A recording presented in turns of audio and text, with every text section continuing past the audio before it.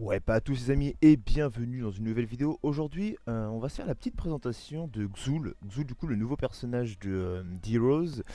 Spécialiste forcément, et nécromancien, qui nous vient tout droit de l'univers du coup de Diablo, hein, pour les amateurs du lore. Donc sans plus attendre, on va regarder ce qui vaut ce petit nécro. Bon, premier aspect comme ça, graphiquement, on se dit bon, il tape au corps à corps, c'est un mêlé, il va être badass, mais finalement, après un petit peu, quelques minutes passées sur le champ de bataille, on s'aperçoit vite qu'il va apporter énormément à sa team, plus que il va être là pour deal du damage. Alors son premier spell, c'est simple, ça envoie une faux, quoi, votre faux en fait, ça l'envoie devant vous.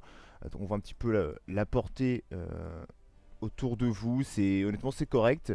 Alors attention, la faux ne fait des damages que sur le retour, bien sûr. Vous voyez comme hop, voilà, que retour. Alors ça fait relativement mal par contre, hein. Là on est niveau 20, on voit qu'on tape à 712, mais bon, c'est un skill shot, et en plus de ça, il y a un temps d'animation, comme pas mal de ses sorts d'ailleurs. Donc voilà. Deuxième spell, c'est très simple, ça réduit les auto-attaques de vos adversaires. Donc c'est un sort qui s'active en fait. Hop, vous l'activez. Et à partir du moment où vous avez commencé votre auto-attaque, la première en tout cas, pendant les 4 prochaines secondes, vous voyez, vous avez du coup des attaques qui sont augmentées et qui ralentissent la vitesse d'attaque justement de vos ennemis. Ça c'est pour ce second sort. On verra après pour les améliorations, qu'est-ce qui est proposé, etc. Pour l'instant, à la base, c'est ça. Pour son troisième sort, du coup, c'est la petite prison, bonne prison, la prison d'os. Alors attention, c'est pas un skill shot, contrairement à ce que certains pourraient penser. C'est un sort qui se caste directement sur le héros. Alors la portée est assez courte, on va pas se mentir, donc faut relativement être proche pour pouvoir le placer. Mais ça ne s'évite pas et ça route la target. Alors, une cleanse devrait suffire à venir à bout de ça, mais pour ganker, en tout cas, on voit déjà vraiment l'idée, le côté du personnage qui fait des dégâts à distance, ralentit les adversaires au niveau de leur attaque speed, donc contre des Raynor, contre la Vala, tous les persos auto-attaque, c'est un petit peu god. On a aussi du coup la prison qui vient porter un CC à votre team. Et la petite particularité de notre ami aussi Xul, c'est son passif. Son passif qui, à chaque fois que vous tuez un minion à côté de vous, tout simplement, en fait, ça va faire popper un petit squelette. Alors ça fait penser un petit peu à, pour ceux qui ont joué à Warcraft 3, la Drow Ranger, la Dark Ranger même. Je sais pas si vous vous rappelez, elle avait une flèche empoisonnée comme ça, c'est un petit peu la Sylvanas en fait, on va dire ça comme ça, qui du coup ramenait à la vie les minions à côté de vous. Bah là c'est le même principe. Alors attention, ça ne marche pas sur les camps de mercenaires. Ce pouvoir là ne marche pas sur les camps de mercenaires, je vais vous le montrer tout de suite. On va tuer un merco et vous verrez qu'il n'y a aucun petit squelette qui vient en renfort pour venir vous aider. Pendant que je tue tout ça, vous voyez, hop, ça ne marche pas. On est content. Petite particularité, c'est que c'est son 1, alors vous me bindez comme vous voulez, mais en gros toutes les 30 secondes, il peut se donner aussi un petit bouclier équivalent à 25% de ses points de vie pendant 3 secondes. Donc on sent encore une fois la mécanique du personnage, c'est vraiment de claquer son petit bouclier, aller chercher les carries qui font mal en auto-attaque pour essayer de les ralentir, les deny un petit peu leur jeu, et en optique de gank, on a la prison, on a tout ce qu'il faut. Maintenant, reste le meilleur, je pense, c'est son ultimate. Alors, on va prendre n'importe quoi. Pour ça, on va tester son ultimate. Alors, le premier ultimate, c'est le poison Nova. Alors, je pense que vous l'avez déjà vu. La range est assez ouf quand même, on va pas se mentir. Si on regarde un petit peu la portée de ce sort, voilà, elle est juste gigantesque. Donc, c'est vrai qu'en optique de d'AOE de zone, vous pouvez vous placer dans des endroits assez sneaky, je pense, et lancer votre ultimate sans trop se faire spot ou sans trop prendre de risques, on va dire ça comme ça plutôt. Ça peut être sympa, je pense. Et l'autre ultimate, c'est du coup les mages. Les mages, on va cliquer ça tout de suite. Alors ça vous place la portée un petit peu moins grande sur celui-ci par contre, mais il reste tout à fait correct, on va pas se mentir. Euh, et du coup, ça ralentit les ennemis en plus de leur faire des dégâts. Pas de priorité forcément sur les héros, comme on le voit, mais dans une optique d'apport de contrôle de sa team, c'est assez intéressant à voir en situation. Honnêtement, là, c'est vraiment de la pure découverte. Donc, on va pas vendre la peau de Xul avant de l'avoir testé réellement. On va faire un petit tour très rapidement au niveau du coup de ses talents, de ses améliorations maintenant, parce qu'il y a quand même pas mal de choses.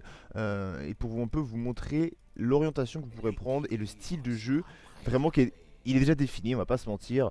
Donc on va voir ça. Donc c'est un peu à la mode en ce moment, avec les wisps de Lunara qui sont potentiellement améliorables. On est obligé d'améliorer un spell en particulier avec Zul, et ça c'est dès le niveau 1.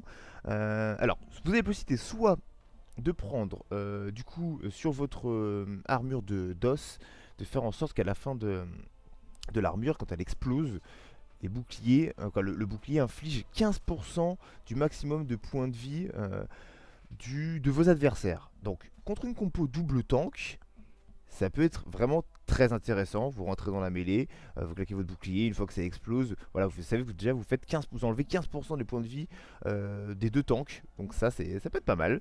On a le slow aussi, pendant une seconde ils sont slow à l'explosion, donc on augmente un petit peu le contrôle de la team, mais bon, à voir. Pas forcément une seconde, en fait, ça qui me bloque un petit peu, c'est que c'est une seconde. C'est pas oufissime quand même une seconde, hein, c'est pas beaucoup. Et le troisième, on esquive les attaques de base. Voilà, on esquive les attaques de base. Euh, Cooldown de 10 secondes qui est réduit. Du coup, ça nous réduit le cooldown à 10 secondes. À voir. Contre des compos très agressifs, contre du tral, contre du.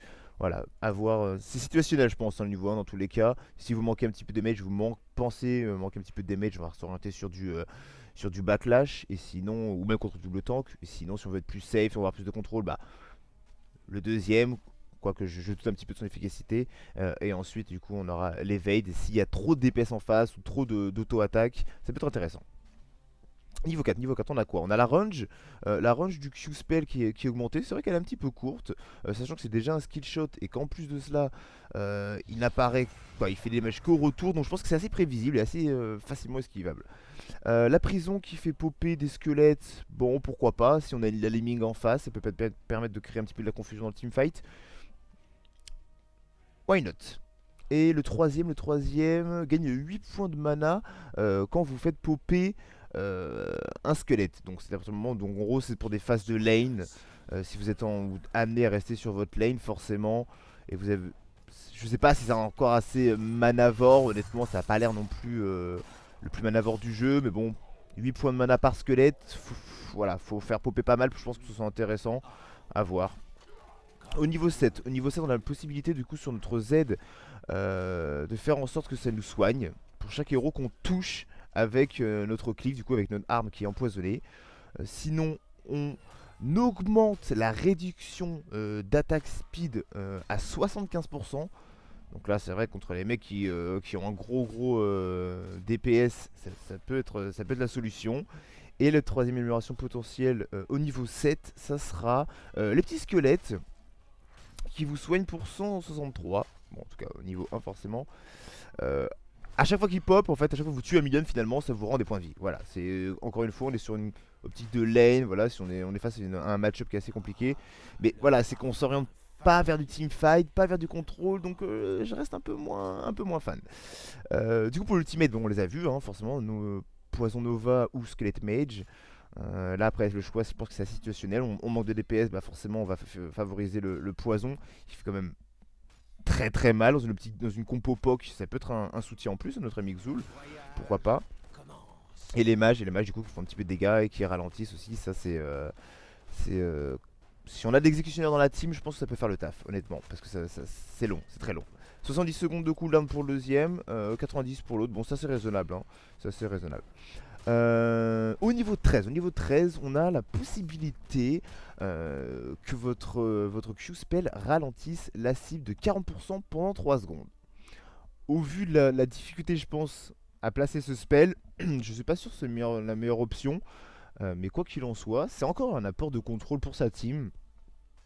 Et avec le comeback, on va dire, de la cleanse, je pense qu'on va faire des rotates assez intéressants en termes de contrôle. Possibilité d'augmenter le Z.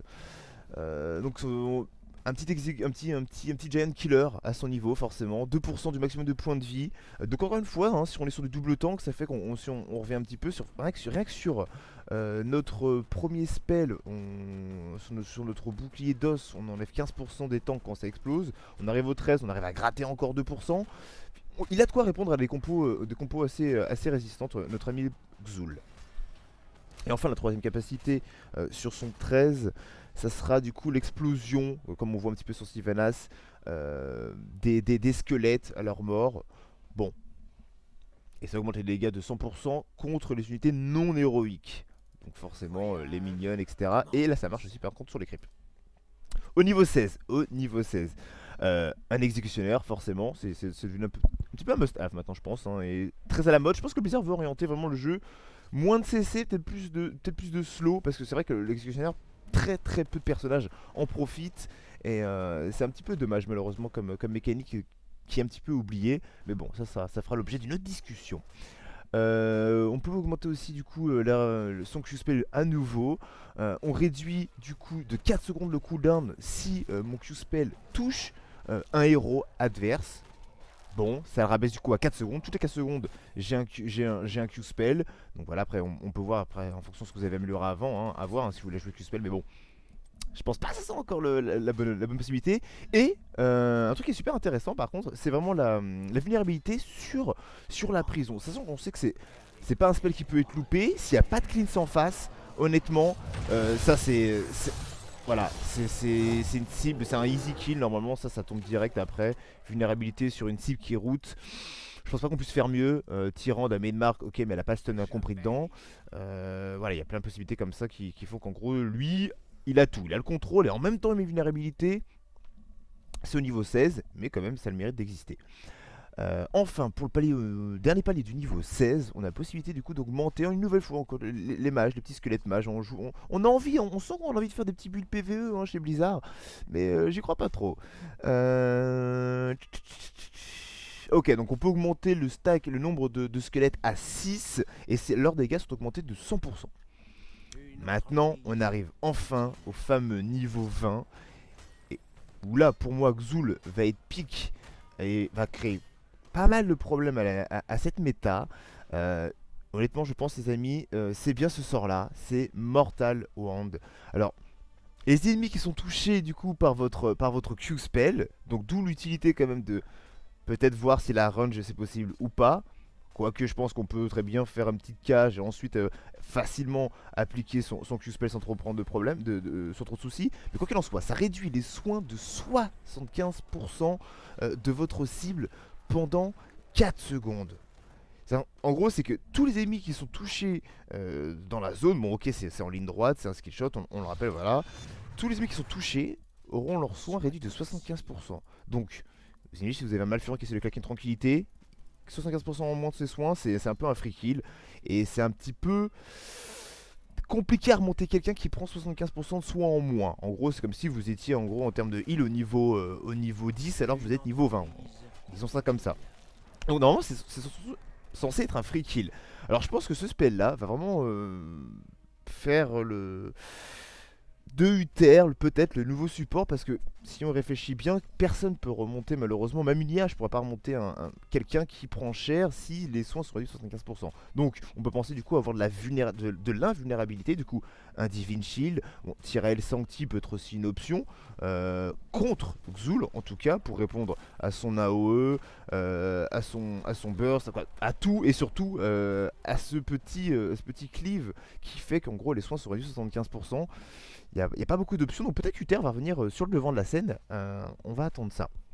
Donc sinon, en dernier spell, le niveau 20, l'amélioration de l'ultimate poison, qui vous permet de rajouter du coup 1% de dégâts en plus du maximum de points de vie de la cible chaque seconde, donc ça gratte encore un peu. Contre le double tank, contre des gros sacs à PV, je pense que ça peut être intéressant aussi. Ça fait penser un petit peu à l'ultimate de la Lich sur Warcraft 3 qui grattait en fonction des points de vie en AOE. C'est un peu la même idée entre guillemets. Amélioration de l'ultimate des mages. Qu'est-ce qu'ils font de bien ceux-là, par contre je ne sais pas trop. On augmente le slow des mages de 30% à 50%. Je pense qu'une target qui est de slow à 30%, À 50% on n'a pas besoin avec ce que vous avez à côté. Normalement, honnêtement, c'est pas forcément nécessaire. Donc je sais pas si ça va être vraiment pique. Honnêtement, je pense vraiment que la réduction de heal est un must-have avec Zul. Si on veut vraiment profiter bah, du seul personnage, honnêtement, les amis, on va pas se mentir, qui a la possibilité d'appliquer une frappe mortelle, on va dire ça comme ça pour les amateurs de Warcraft et surtout de WoW, d'appliquer une frappe mortelle à toute une team en AOE, ça c'est assez ouf. Après, vous pouvez vous faire plaisir avec la petite Bone Spear s'il manque un petit peu de dégâts. Ça vous rajoute du coup un petit spell dans la barre et vous pouvez du coup envoyer en ligne droite un petit pic, des petits os qui vont faire des damage. Donc si vous manquez de damage et de DPS dans votre team, pourquoi pas, ça peut être une option. Donc voilà, je pense qu'on a fait le tour du personnage. C'était une petite découverte sur Try Mode. Bientôt, on va se faire une petite game en QM pour tester tout ça. Bah, je vous dis à plus. Ciao, ciao. C'était Fous pour Fous Crew. Bisous, bisous. Portez-vous bien.